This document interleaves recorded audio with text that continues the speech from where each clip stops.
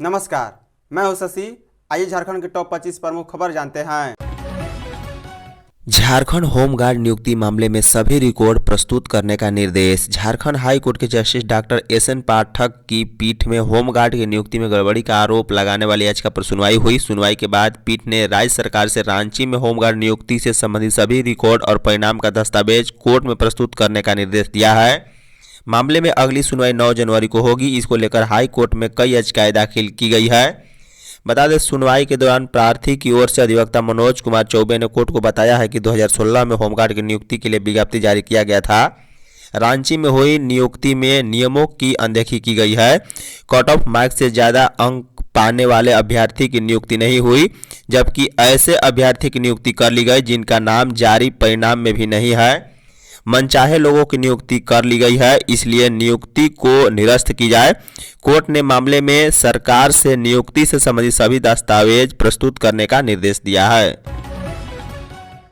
गढ़वा में school bus पलटने से एक बच्चे की मौत, 6 घायल। गढ़वा जिले के मेराल थाना क्षेत्र के संगबरिया गांव में एक निजी स्कूल की बच्चे से भरी बस पलट गई है। हादसे में मौके पर एक बच्चे की मौत हो गई, जबकि आधा दर्जन से अधिक बच्चे घायल हो गए हैं।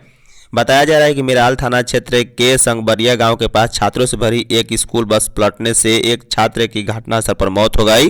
वहीं 6 से अधिक बच्चे घायल हैं। घटना के बाद घायलों को मेराल सामुदायिक अस्पताल में इलाज किया जा रहा है। वहीं कुछ बच्चों को इलाज के लिए गढ़वा सदर अस्पताल भी भेजा गया है। घटना के बाद अभिभावकों ने बच्चे के शव को रख सड़क जाम कर दिया। वहीं घटना की सूचना पर पुलिस मौके पर पहुंचकर स्थिति नियंत्रण करने में लगी हुई है। घटना से आक्रोशित लोगों ने कार्रवाई की मांग को लेकर हंगामा कर रहे हैं। सिविल सर्जन ने कहा है कि घटना घटी है, एक बच्चे की मौत हो गई है, जबकि 7 से 8 बच्चे घायल हैं जिनका इलाज चल रहा है। 3 महीने में झारखंड से नक्सलियों का होगा सफाया, डीजीपी। झारखंड के डीजीपी अनुराग गुप्ता और सीआरपीएफ डीजी अनीश दयाल सिंह ने शनिवार को चाईबासा समाहरणालय सभागार में राज्य के विभिन्न जिलों में नक्सलियों के खिलाफ चलाए जा रहे अभियान की समीक्षा की। करीब 3.5 घंटे चली बैठक के बाद डीजीपी ने कहा है कि झारखंड में 95% नक्सल समस्या समाप्त हो गई है। बाकी 5% को 3 महीने में समाप्त कर दिया जाएगा। झारखंड के डीजीपी अनुराग गुप्ता ने चाईबासा में बताया है कि सीआरपीएफ डीजी के मार्गदर्शन में झारखंड पुलिस, सीआरपीएफ और इंटेलिजेंस एजेंसी ने संयुक्त रूप से निर्णय लिया है कि अगले 3 महीने में चाईबासा समेत झारखंड से नक्सल समस्या को पूरी तरह से खत्म कर दिया जाएगा। उन्होंने पिछले दिनों गुदड़ी प्रखंड में हुई घटना पर कहा है कि आज की बैठक में यह मुद्दा नहीं था, यह लोकल मुद्दा है। बैठक में पूरे राज्य की नक्सल समस्या का विश्लेषण किया गया है। झारखंड के 2 लाख युवाओं को 2025 में मिलेगा रोजगार। श्रम नियोजन एवं प्रशिक्षण मंत्री संजय प्रसाद यादव ने कहा है कि वर्ष 2025 में 2 लाख युवाओं को कौशल विकास का प्रशिक्षण देकर उन्हें रोजगार से जोड़ा जाएगा। इसे लेकर लक्ष्य निर्धारित किया गया है। बता दें, मंत्री झारखंड कौशल विकास मिशन सोसाइटी द्वारा होटल रिडसून ब्लू में आयोजित स्किल स्टेक होल्डर्स कनेक्ट के अवसर पर अपने संबोधन में ये बातें कही है। उन्होंने कहा है कि युवाओं का कौशल विकास सामाजिक जिम्मेदारी है। मंत्री ने कहा, राज्य व देश में आर्थिक विकास एवं सामाजिक परिवर्तन को बढ़ावा देने में कौशल विकास की महत्वपूर्ण भूमिका होती है। हमारी सामाजिक जिम्मेदारी है कि युवाओं की वास्तविक क्षमता व प्रतिभा की पहचान कर उन्हें प्रोत्साहित किया जाए ताकि वे अपने लक्ष्य में आगे बढ़ सके। कार्यक्रम में उपस्थित उद्योग प्रतिनिधियों और नियोक्ताओं ने उद्योगों की आवश्यकताओं के अनुकूल कौशल विकास प्रशिक्षण पर जोर दिया। इस मौके पर सोसाइटी के पदाधिकारी ने बताया है कि अब तक 5,25,000 युवाओं को कौशल विकास प्रशिक्षण दिया गया। इनमें 4.5 लाख युवाओं को प्रमाणीकरण भी किया गया तथा 2,25,000 को रोजगार उपलब्ध कराया गया है। रांची में स्कूल बस पलटने से 2.5 दर्जन बच्चे घायल। झारखंड के रांची में एक स्कूल बस पलटने से 2.5 दर्जन से ज्यादा स्कूली छात्र घायल हो गए हैं। बता दें, घायल बच्चों को इलाज के लिए पास के एक अस्पताल में भर्ती करवाया गया है। बस पलटने के बाद घटनास्थल पर बच्चों की चीख पुकार मच गई। वहां पर मौजूद लोगों की मदद से बच्चों को रेस्क्यू किया गया। वहीं इसके अलावा गढ़वा में भी बस पलटने से एक बच्चे की मौत, जबकि 6 बच्चे घायल हुए हैं। बता दें, घटना रांची के सिकंदरी हुंडरू फॉल के डॉक्टर मोड़ के समीप एक स्कूल बस के पलटने से करीब 2.5 दर्जन बच्चे घायल हो गए। शनिवार को बस कोडरमा के एक स्कूल से 60 बच्चे और 10 शिक्षकों को लेकर हुंडरू फॉल पिकनिक मनाने जा रही थी। करीब 1 बजे डॉक्टर मोड़ के समीप तीखे मोड़ के पास बस असंतुलित होकर पलट गई। सभी घायलों को इरवा स्थित मेदांता अस्पताल में इलाज के लिए भर्ती कराया जा रहा है। घटना के बाद मौके पर चीख पुकार मच गई है। जयराम महतो ने सुनाई फराटेदार इंग्लिश। जेएलकेएम के अध्यक्ष और डुमरी विधायक जयराम महतो राजनीति के साथ साथ अपनी पढ़ाई पर भी पूरी तरह ध्यान दे रहे हैं। बता दें, बीबीएमकेयू में अपनी पीएचडी की तीसरी प्रोग्रेस रिपोर्ट जमा करने के दौरान फराटेदार अंग्रेजी बोलते हुए नजर आए। बता दें, जयराम महतो ने अपने एक्स हैंडल से शेयर किए वीडियो में विधायक जी इंग्लिश स्पीच दे रहे हैं। बता दें कि विधायक जयराम महतो बीबीएमकेयू से अंग्रेजी में पीएचडी कर रहे हैं और उनका रजिस्ट्रेशन 2021 का है। उनका पहला सबमिशन 2022 में हुआ था, जबकि अगला सबमिशन 2025 में होगा और पीएचडी 2026 तक पूरी हो जाएगी। गौर करने वाली बात यह है कि झारखंड विधानसभा चुनाव 2024 के परिणाम के बाद जयराम महतो के बारे में काफ़ी चर्चा हुई। उन्होंने डुमरी और बेरमो 2 विधानसभा सीटों से चुनाव लड़ा, लेकिन उन्हें केवल डुमरी से जीत मिली है, जबकि बेरमो में हार गए हैं। झारखंड में वर्षा के बाद बढ़ा तापमान। झारखंड में कहीं कहीं हल्के दर्जे की वर्षा के बाद सूबे के अधिकतम और न्यूनतम तापमान में बढ़ोतरी हुई है। बंगाल की खाड़ी में बना पश्चिमी विक्षोभ आंध्र प्रदेश के तट से 12 किलोमीटर की रफ्तार से आगे बढ़ा है। अगले 12 घंटे के दौरान इसके समुद्र में जाकर कमजोर पड़ने की संभावना है। भारत मौसम विज्ञान विभाग ने शनिवार को यह जानकारी दी है। मौसम विभाग ने बताया है कि पिछले 24 घंटे के दौरान झारखंड में कहीं कहीं हल्के दर्जे की वर्षा हुई। सबसे अधिक वर्षा पूर्वी सिंहभूम के गुंडा बांध में हुआ। यहाँ 3.2 मिलीमीटर वर्षापात रिकॉर्ड किया गया। मौसम विभाग ने कहा है कि रविवार 22 दिसंबर को सुबह में हल्के से मध्य दर्जे का कोहरा या धुंध छाया रहेगा। इसके बाद आसमान साफ रहेगा।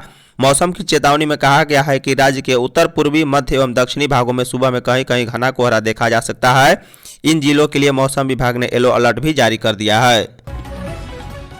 साहेबगंज में फायर ब्रिगेड की गाड़ी गंगा में समाई, ड्राइवर लापता।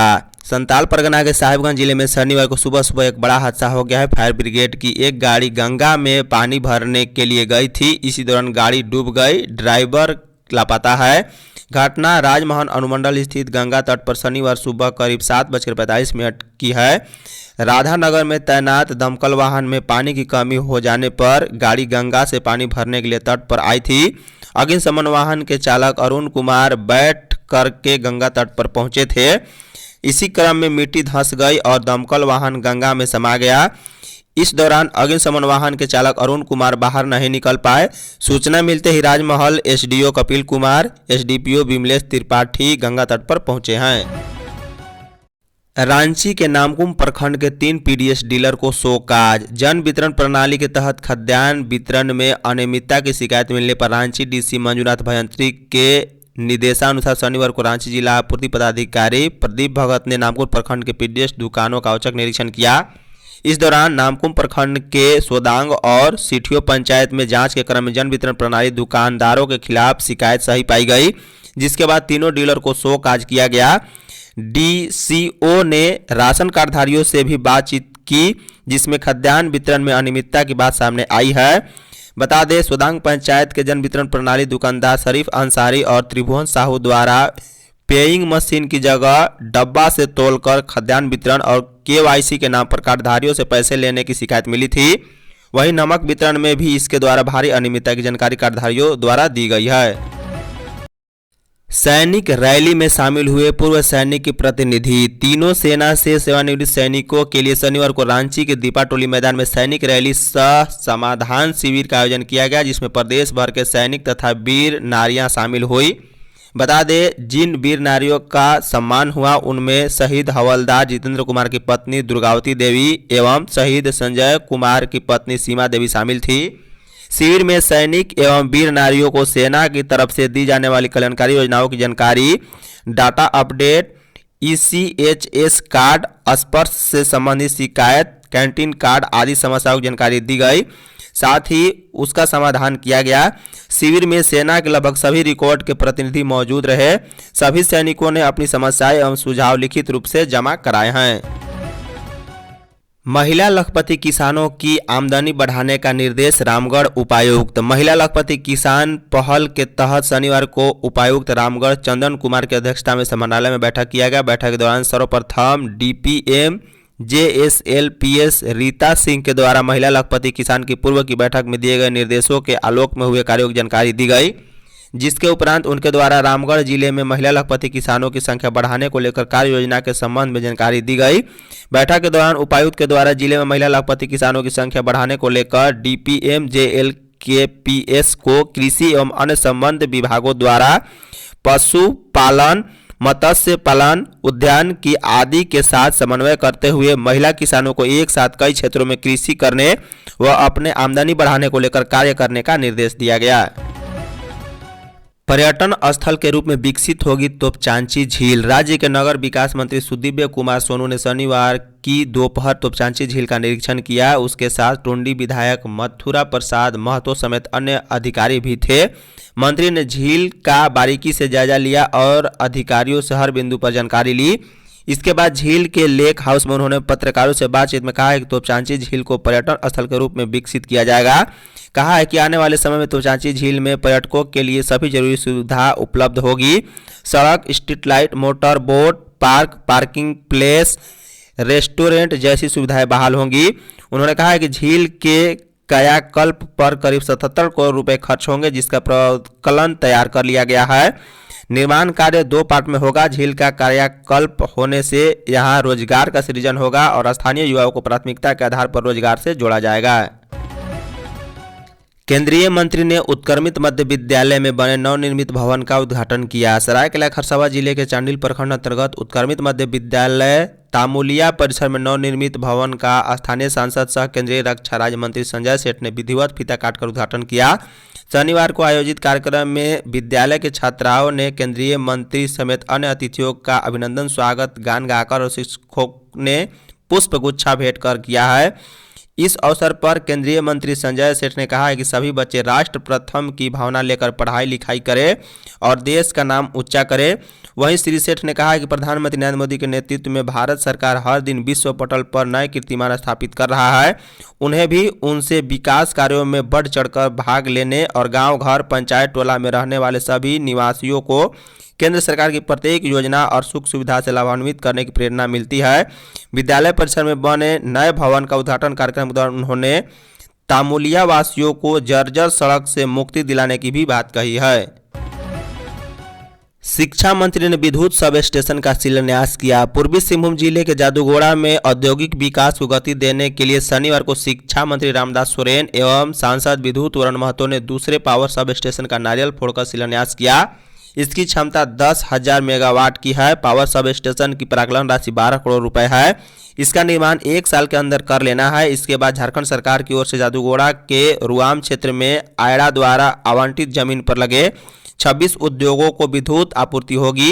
हालांकि अब तक 1 दर्जन उद्योग की स्थापित की गई है। इस पावर सब स्टेशन से आसपास के ग्रामीणों को भी बिजली देने की मांग उठने लगी है। मदरसा में मॉडर्न शिक्षा के लिए देंगे कंप्यूटर मंत्री। अल्पसंख्यक कल्याण मंत्री हफीजुल हसन अंसारी इस्लामिक मरकज द्वारा चलाए जा रहे मदरसा को मॉडर्न मदरसा बनाने में पूरा सहयोग देने पर बल दिया है। उन्होंने मध्याह्न भोजन की व्यवस्था के साथ साथ मरकज के कागजात उपलब्ध कराने पर मदरसे में हॉस्टल देने एवं मदरसा में मॉडर्न शिक्षा के लिए कंप्यूटर देने की बात कही है। बता दें, अल्पसंख्यकों के विभिन्न ज्वलंत समस्याओं को सरकारी तंत्र के स्तर से समाधान का आश्वासन दिया। वह शनिवार को हिंद पीढ़ी स्थित इस्लामी मरकज में आयोजित सम्मान समारोह में बतौर मुख्य अतिथि शामिल हुए थे। उन्हें मरकज की ओर से मेमेंटो के साथ सम्मानित किया गया। इस दौरान इस्लामी मरकज के नायब मोहतमिम कारी अयूब एवं इदारा ए सरिया झारखंड के नाजिमे आला मौलाना कुतुबुद्दीन रिजवी ने संयुक्त रूप से मंत्री को ज्ञापन सौंपा है। 15 जनवरी के बाद शिक्षक आंदोलन करेंगे संघ। अखिल झारखंड प्राथमिक शिक्षक संघ झारखंड प्रदेश कार्य समिति की बैठक शनिवार को कचहरी स्थित शिक्षा परिसर में हुई। संघ के प्रदेश मुख्य प्रवक्ता नसीम अहमद ने कहा है कि सर्वसम्मति से तय किया गया है कि प्रदेश के प्राथमिक व मध्य विद्यालय के शिक्षकों के ग्रेड 4 में प्रमोशन 15 जनवरी तक जिला द्वारा संपन्न नहीं किया गया तो एक बार फिर आंदोलन का प्रारूप सामने आएगा। कार्मिक विभाग के निर्देशानुसार उच्च न्यायालय के आदेश के आलोक में मध्य विद्यालय में प्रधानाध्यापक पद के प्रमोशन के लिए वरीयता तय की जाए। चुनाव के पूर्व शिक्षकों को एमएसपी लाभ देने के लिए आगे की कार्रवाई की संचिका बढ़ाई जाए। वहीं 1 जनवरी 2006 के उत्क्रमिक वेतन विसंगति को दूर किया जाए। मौके पर अनुरूप केसरी भी शामिल थे। रेलवे जमीन पर बने मकान तोड़ने से 650 आदिवासी बेघर। बिरसा चौक के पास रेलवे के जमीन पर सैकड़ों अवैध मकान तोड़े गए हैं। इस जमीन पर महली और उरांव समुदाय के लगभग 650 से अधिक आदिवासी परिवार जीवन बसर करते थे। यहाँ वे लोग 40 से 50 एस्बेस्टस के मकान बनाकर रहते थे और अपने परिवार का भरण पोषण करते थे। उनकी 2 से 3 पीढ़ियां यहाँ गुजर चुकी है। पीड़ित परिवार के लोगों ने कहा है कि 1 माह पहले घर खाली करने का आदेश जारी किया गया था। 1 सप्ताह बाद प्रशासन जेसीबी लेकर मोहल्ले में पहुंच गया। बता दें, सुबह 11 बजे माइक से घर खाली करने का अनाउंस किया गया। सुनकर लोगों की आंखें में आंसू आ गई। जेसीबी ने घर तोड़ना शुरू किए, तब वहां मौजूद सैकड़ों आदिवासी परिवार के बीच चीख पुकार मच गई थी। प्रदेश कांग्रेस कमेटी का आभार समागम संपन्न। झारखंड प्रदेश कांग्रेस कमेटी की ओर से शनिवार को बोडिया स्थित गीतांजलि बैंक्वेट हॉल में आभार समागम का आयोजन किया गया। इस अवसर पर प्रदेश प्रभारी गुलाम अहमद मीर, प्रदेश अध्यक्ष केशव महतो कमलेश, मंत्री दीपिका पांडे सिंह, मंत्री इरफान अंसारी, पूर्व केंद्रीय मंत्री सुबोध कांत सहाय शामिल थे। इस अवसर पर नेताओं ने कहा है कि इंटरनेशनल एजेंसी ने अडानी को लेकर सनसनीखेज टिप्पणियां की है। राहुल गांधी ने सदन में इसे लेकर आवाज उठाई तो इनका विरोध किया गया। कहा है कि अडानी मामले को लेकर जांच की मांग को केंद्र नकार रहा है। कहा है कि इस मांग को पूरा न करने के लिए कितने सारे रास्ते बीजेपी अपनाती है। अडानी मुद्दे से कैसे बचे, इसे लेकर पूरी कोशिश की जाती है। उन्होंने कहा है कि देश के संविधान निर्माता का जिस तरीके से गृह मंत्री अमित शाह ने बाबा साहेब भीमराव अंबेडकर का अपमान किया, इससे देश के संविधान के साथ बीजेपी की जो नफरत है वो सामने आ गई है। प्रधानमंत्री को निशाना बनाने की धमकी का कनेक्शन झारखंड से जुड़ा। प्रधानमंत्री नरेंद्र मोदी को निशाना बनाने की धमकी देने का मामला अब झारखंड से जुड़ गया है। जिस मोबाइल नंबर से व्हाट्सएप मैसेज भेजा गया था, जांच में वह देवघर के लालगढ़ निवासी हसीना जैतून बीबी के नाम पर पाया गया है। मामले में पूर्व मध्य रेलवे के आरपीएफ आईजी सह मुख्य सुरक्षा आयुक्त ने रिपोर्ट तैयार कर झारखंड पुलिस मुख्यालय को भेजी है। इसमें झारखंड पुलिस को सुरक्षा के दृष्टिकोण से विधिपूर्वक कार्रवाई करने और निगरानी रखने का भी निर्देश दिया गया। रिपोर्ट के जरिए पुलिस मुख्यालय को बताया गया है कि 7 दिसंबर 2024 को मुंबई के वर्ली स्थित पुलिस कंट्रोल रूम को एक मोबाइल नंबर से व्हाट्सएप मैसेज प्राप्त हुआ था। मैसेज भेजने वाले ने झारखंड के धनबाद और मुंबई में ब्लास्ट करने की चेतावनी दी थी। इसके अलावा प्रधानमंत्री नरेंद्र मोदी को भी निशाना बनाने की धमकी दी गई थी। देवघर चौकीदार अभ्यर्थियों ने किया हंगामा। चौकीदार नियुक्ति को लेकर 22 दिसंबर को देवघर जिले के 10 परीक्षा केंद्र पर परीक्षा होगी। इसकी तैयारी पूरी कर ली गई है। प्रखंड स्तर से ही सभी योग्य अभ्यर्थियों के एडमिट कार्ड जारी कर दिया गया है, लेकिन काफी संख्या में चौकीदार अभ्यर्थियों के एडमिट कार्ड नहीं मिला, जिससे वे रविवार को होने वाली परीक्षा में शामिल नहीं हो पाएंगे। इसको लेकर सैकड़ों की संख्या में शनिवार सुबह से देर रात तक समाहरणालय में चक्कर लगाते रहे। आश्वासन के बाद भी एडमिट कार्ड नहीं मिला और कार्यालय बंद हो गया, तो देर रात अभ्यर्थियों ने हंगामा किया। अभ्यर्थियों ने कहा है कि जब तक उन लोगों को एडमिट कार्ड नहीं मिलेगा नहीं जाएंगे। यदि परीक्षा नहीं दे सके तो आंदोलन भी करेंगे। मुआवजा मद में बकाया 524 करोड़ दे केंद्र। राजस्थान के जैसलमेर में शनिवार को आयोजित जीएसटी काउंटिंग की 55वीं बैठक में झारखंड ने अपनी बातें रखी है। राज्य के वित्त मंत्री राधाकृष्ण किशोर ने काउंसिलिंग से कहा है कि मुआवजा मद में वित्तीय वर्ष 2022-23 के जून 2022 तक के केंद्र सरकार के पास झारखंड की बकाया राशि लगभग 559.81 करोड़ रुपए थी। इसमें से वर्तमान वित्तीय वर्ष में मात्र 35.74 करोड़ रुपए ही प्राप्त हुए हैं। ऐसे में केंद्रीय वित्त मंत्री से आग्रह है कि झारखंड को शेष 524.07 करोड़ बकाया राशि भी शीघ्र उपलब्ध कराई जाए। जीएसटी काउंसिलिंग के समक्ष किशोर ने मुआवजा कर में झारखंड को मिलने वाली हिस्सेदारी पर भी सवाल उठाया। कहा है कि मुआवजा कर में झारखंड को उनकी हिस्सेदारी के अनुरूप राशि नहीं मिल रही है। महिला सुरक्षा के लिए शक्ति कमांडो को मिली जिम्मेदारी। राजधानी में महिलाओं की सुरक्षा के लिए पुलिस ने सेफ्टी कैलेंडर तैयार किया है। इसमें जिले के शिक्षण संस्थानों को शामिल करते हुए इनकी निगरानी का जिम्मा शक्ति कमांडो को सौंपा गया। इसमें शामिल महिला पुलिसकर्मी शिक्षण संस्थानों की प्राचार्य से मिलकर शिक्षकों के अलावा छात्रों की समस्याओं का हालचाल जानेंगी। यह सूचना भी जुटाई जाएगी कि महिला शिक्षकों व छात्राओं को संस्थान आने जाने में कोई परेशानी तो नहीं। वहीं टीचिंग की शिकायत पर थानेदार इलाके में न सिर्फ गश्त बढ़ाई जाएगी बल्कि मंचलों को पकड़कर सीधे जेल भी भेजा जाएगा। धन्यवाद।